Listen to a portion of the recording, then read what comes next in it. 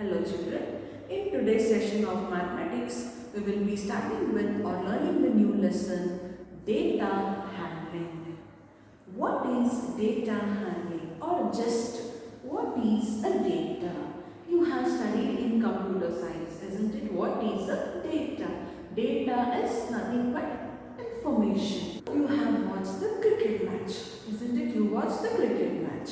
There, as and when the live match is going on, children, we can see on the screen the score, or as soon as the batsman hits the ball, with what speed the ball is going and how many overs are over, how many overs are we are left with, what is the score. All the information is available on the screen of your TV or mobile, isn't it?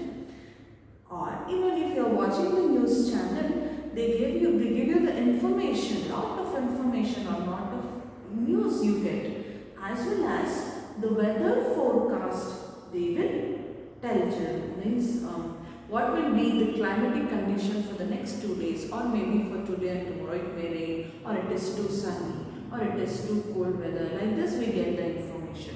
If you are planning to go to any trips or to any place for a visit, children, just sitting at home from your mobile, you can check what will be the weather condition on the day which you are planning. About the weather condition of that particular place you can know, isn't it? All these information, what you are doing by in all these examples, you are collecting some information, isn't it? You are collecting some information. Or maybe the strength of your class. What are the height of all your classmates? Like this, many information we collect in daily life. All these informations are nothing but the raw data, children. You know the meaning of raw. So all the informations what we get here in these examples are nothing but the raw data.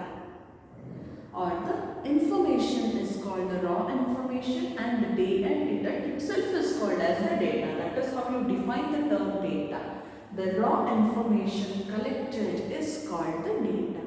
How do we collect the information? Just now we studied the example. So this is about the word data. As soon as you collect the data, what do? We will consider the example of a test. So we will send you the information, or we will give you the timetable. So when we give the timetable, what do? You just take down the timetable. Means you are collecting some data. As soon as you take the timetable, will you sit silently? No. What do? You start preparing for your test or exam. You will ask what are the portions, how to study, how much time I should keep, or preparation time I should keep for each and every subject, depending on number of chapters. All that you decide, isn't it? So you are not only collecting the information, that is main the raw data. What you are getting is nothing but the timetable. After collecting the timetable, what do? You just think next to what has to be done. I should prepare for the test. I should prepare timetable. I should close the book and write the answers. Like that, you prepare yourself. You are working on the data. Like that, and you write in the test. So what you write in the test is you are presenting the data. Like I am just giving the example. This is not exactly the thing which you can compare. To make you understand with simple example, I am giving you this. So when you write the test or exam, whatever the information you have collected and analyzed the data, that information you are putting in the paper, answer paper, isn't it? So this way, whenever you are collecting the data, so just collecting the data is not the thing. In turn, you interpret the data, you analyze the data and put it or represent it in such a way that whoever see the data, they should get some information from that. So there are various methods of representing the data. You have studied all this in your lower classes, isn't it? So first one is a pictograph. You all know what is a graph. So pictograph means, the word picto here means nothing but pictures. So the data or the information which are represented in the form of pictures are called the pictograph. Maybe is represented in the form of pictures.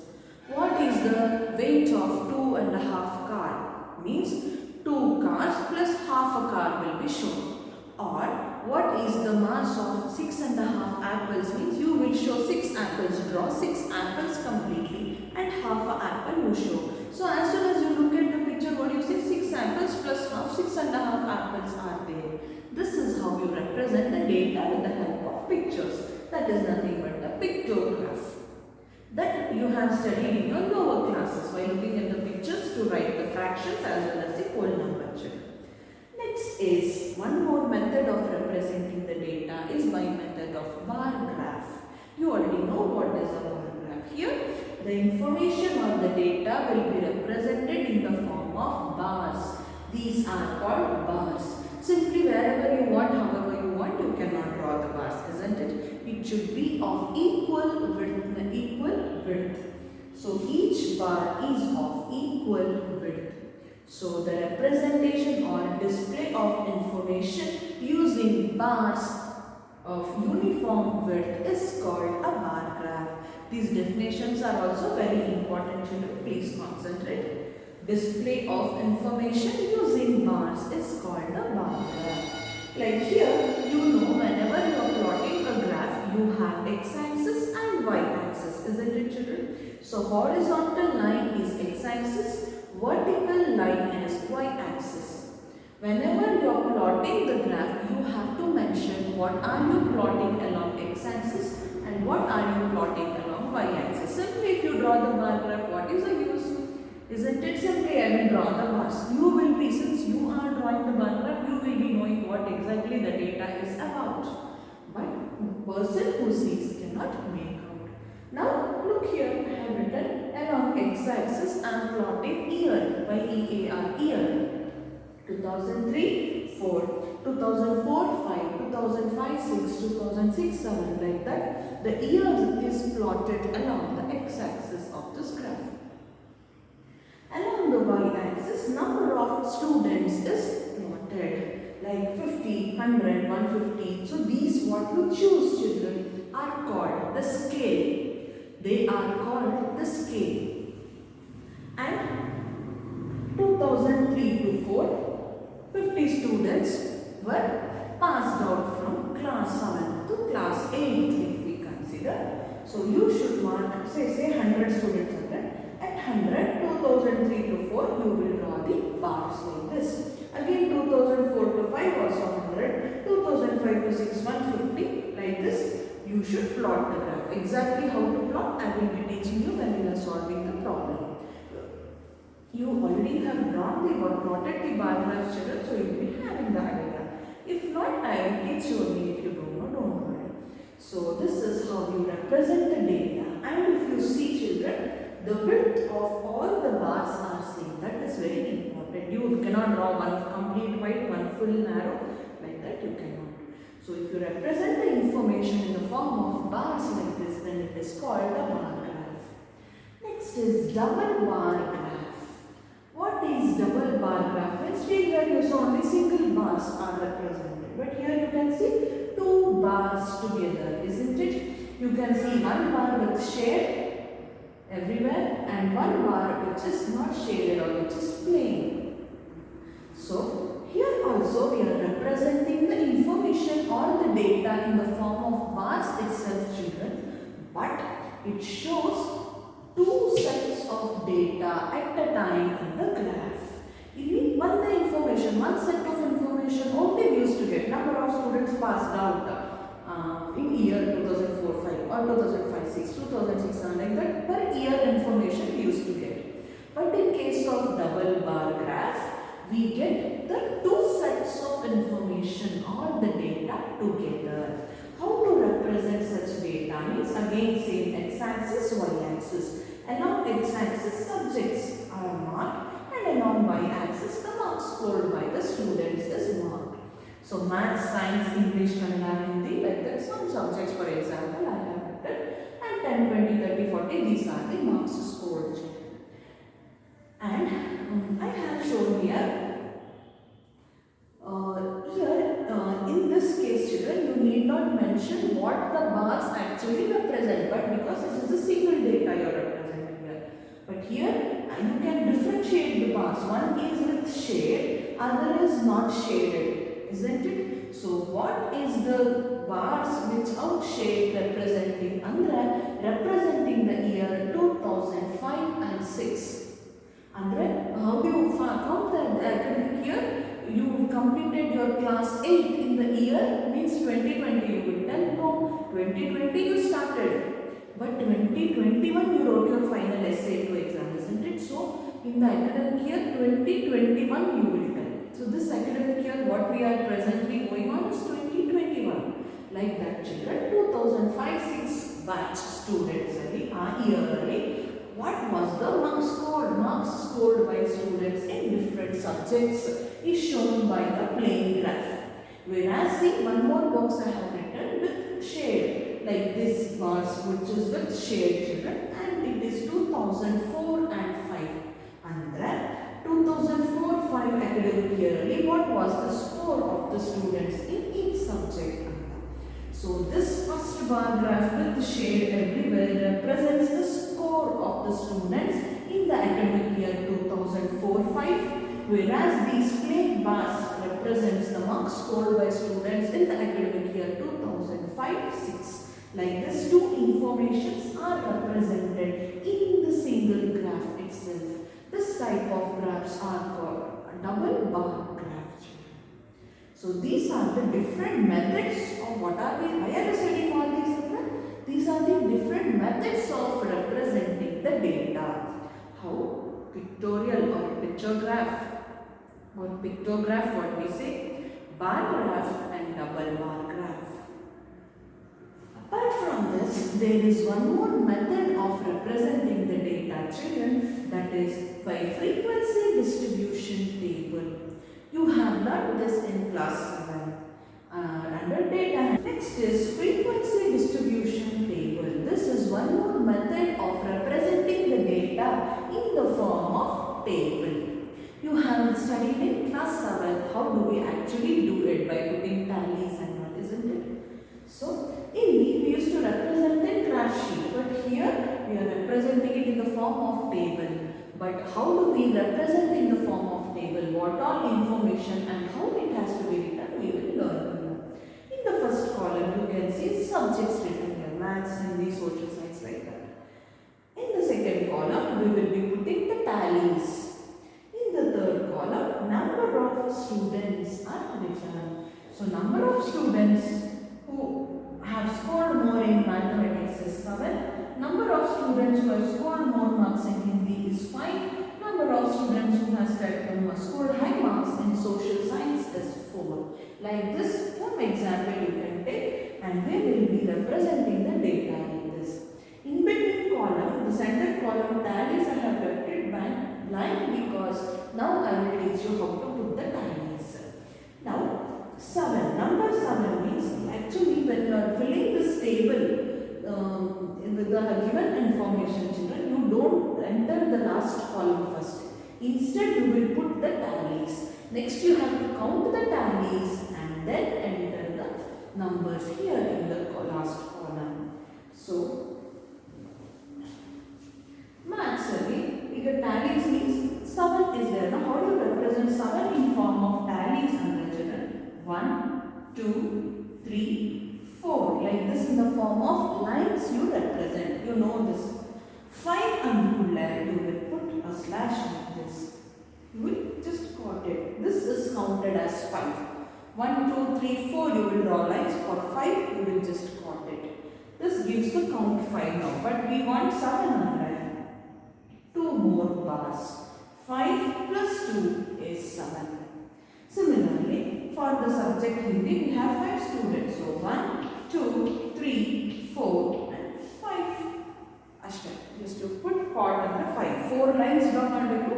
1 chord if you put, that is counted as 5. Social science number of students is only 4. So 1, 2, 3, 4 bars. That's all. So like this, first you will put the tallies from the given data, then count and you should fill the last column. That is the actual method, children. So number of tallies here, 5 plus 2, 7. 5, 1, 2, 3, 4 only. So 4. Like that you will fill the column. Whenever we are giving the data in the form of this table, children, the number of students, the number of leaves, the number of trees, maybe the number of classrooms, number of anything it may be, number of anta banth kudle, that gives you nothing but the frequency. It is nothing but the frequency. You have studied what is frequency in the sound lesson, isn't it? The number of sound waves passing in a second is called the frequency.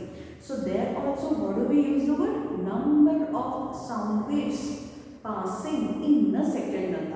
Here also, number of, we use the word children when in whichever column you have the wordings as number of, or you write as number of, then that column gives you the frequency.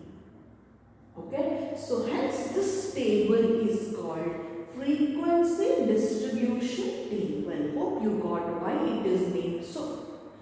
Frequency distribution table. We have distributed the data here. It gives us the data. So frequency column also you have, means you are finding out the frequency from the data. Hence the word frequency distribution. It is represented in the form of table. Hence table word is there. This is called the frequency distribution table, and this is one of the method of representation. One more method of representing the data is grouped frequency distribution. Here we did frequency distribution, but look here children, in the first column we have written maths, Hindi, social science subjects like this. Or you can, in some examples, some other examples, you can see just the data like 10, 20, 30 like this. So, this is just the frequency distribution of table. We are not grouping it, means, like I will explain you here. Look here, in the table, groups bar class interval. I have written capital C slash or hyphen, sorry that is not slash. Capital C hyphen capital I, whose full form is class interval. C for class, I for interval. Class interval anta we read it children. So in this column, you don't see single information or single data, isn't it? So the data is in between any two numbers. The data is present in between any two numbers. It is 0 to 10, here 10 to 20, here 20 to 30, here 30 to 40. Like that it goes, isn't it? We mean we are grouping the digits here. We are grouping the digits, and hence it is called groups or GROUPS, groups, or it is also called as class interval. Capital C hyphen capital I, that is how you represent. So it is read as class interval. Again in the next column we put the times as usual. It is the next two columns are same like the group distribution, like frequency distribution. The only difference is in the first column. Here directly the information, single information is written, but here the information or data in the form of groups. Like how many number of students in a test has scored the marks in any particular subject, say mathematics again. 0 to 10 is scored by how many number of students? And then, say suppose, give me a second.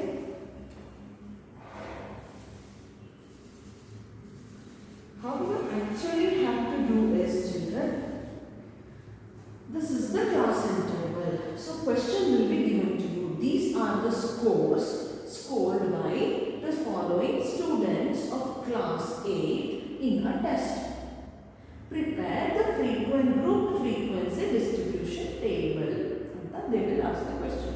How you will do Anta? 0 to 10, 10 to 20, 20 to 30, 30 to 40. Like this, based on the given data, you will enter the or mark the class intervals in the first column. So maybe the first score is say 7. Where will 7 come? It is in between 0 to 10, isn't it? You will mark 7 here. So one tally you will put here. Next student may have scored 23. Where is 23 it is in between 20 to 30. So I will mark a tally here. Next student might have scored 19. Where will 19 come? It is in between 10 to 20, isn't it? So 19 here. 13 to 14, and maybe 32 is scored by 3 students, and then we will mark 3 tallies. 20 to 30 is scored by 8 students, and there 1, 2, 3, 4, 5, 6, 7, 8. This is how we mark, isn't it? Just now I thought it.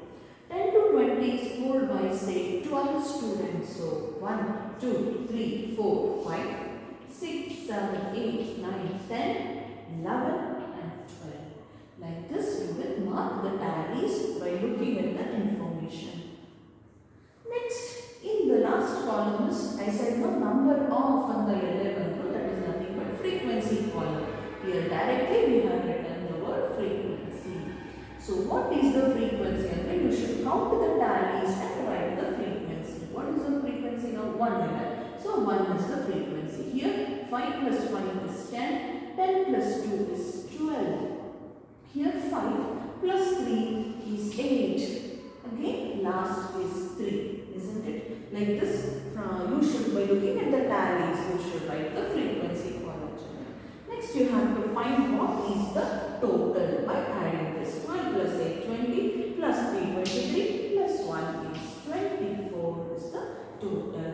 So what is the frequency in there? You usually use this total as the frequency. But this whole column is a frequency column, whereas the total gives you the actual value of frequency. When you take the sum of the frequency column, you get the total value of frequency. So this method of writing the class interval and giving the information is called group frequency distribution table. This is just the frequency distribution. Wherever you find the class interval, children, then that is the group frequency distribution table. One more thing is, here we have written, no children, I will clean this part of the board to explain that. Hope this information is, what is the definition of data, what is pictorial representation, what is a bar graph, hope you have understood.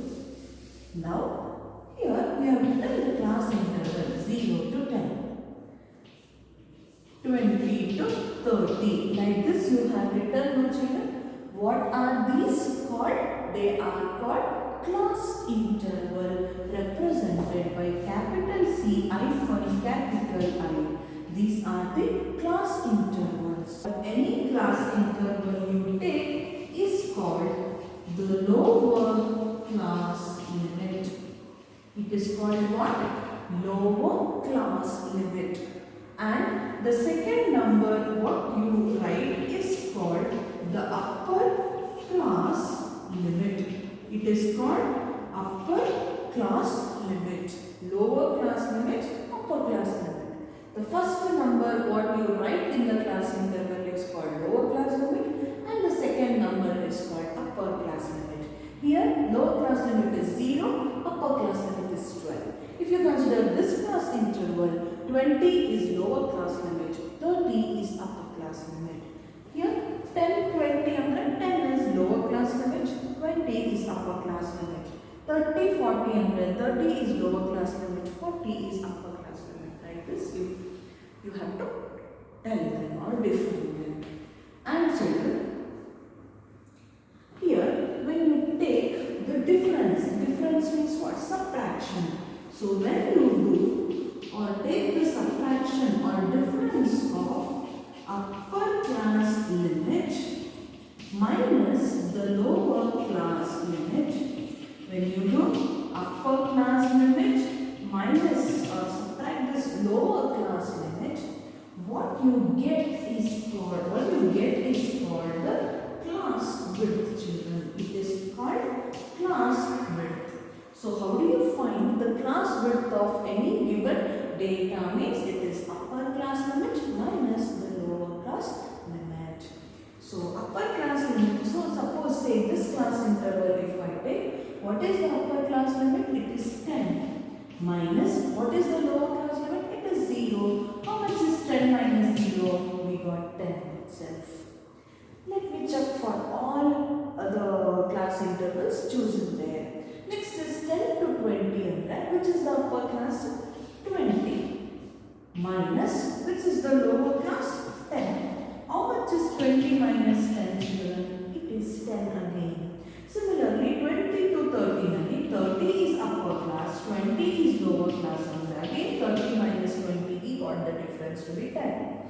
30 to 40 and the upper class limit is 40, lower class limit is 30 and 40 minus 30 again we are getting 10. Isn't it children? You observe the difference throughout is 10. The difference on the class width, what we learned, class size or class width we define it as. The class width or the class size of all the class intervals chosen here is same, that is equal to 10. So, it is not like however you want you can choose the class interval children. You should choose the class interval in such a way that the class width or the class size is same for all the class intervals. In case of bar graph, I said the class width, the width of the bars what you draw should be uniform. That is how you define the bar graph. It is the representation of information in the form of bars of uniform width. Uniform means you all, why do we ask all of you to wear uniform in the school? Because you belong to this institution. And when compared to other schools, you people should be differentiated, Purna Pragnites, isn't it? So there is uniformity maintained. So uniform makes you or gives you some identity there. You belong to this school. The other student belong to that school. Like that we can differentiate. Here also uniformity should be there. So if you come in colorless, how can you identify you belong to which school, which class? Nothing we can know, isn't it children? So whenever you are writing or collecting uniform width should be maintained whenever you are drawing the bar graphs. So bars should be of equal width. I will explain you neatly once we solve the problem. So start with the exercise children. So it should be of uniform thickness or uniform width. That. Although bar graph but frequency distribution uniformity should be maintained in terms of class width, that is class size or class interval children. You should choose the class interval such that the difference is same always. It is not like it should always be 10. If you choose 0 to 5, I will say suppose 0 to 5, 5 to 10, 10 to 15. Find the difference. 5 minus 0 is 5. 10 minus 5 is 5. 15 minus 25 minus, sorry, this is 15. 15 minus 10 is again 5. Look, we are getting the difference as 5. Means the class size or class width is same. Like this, you have to choose the class interval. You get the difference same. So this is about the information about the how to handle the data and which are the different methods of representing the data. Maybe in the form of pictures, in the form of bar graph, in the form of double bar graphs, or in the form of frequency distribution table. And the method with the group frequency distribution table. What are we grouping? It's the data. We are writing it in the form of class interval. So the numbers what you write by putting hyphen in between, that is the class interval. The first number in the class interval is called lower class limit. The second number is called the upper class limit. When you take the difference of upper class limit and lower class limit, what the difference what you get is called the class width or class size. The class width or class size should be same throughout. That is how we should choose the class interval according to the given data. So this is one information.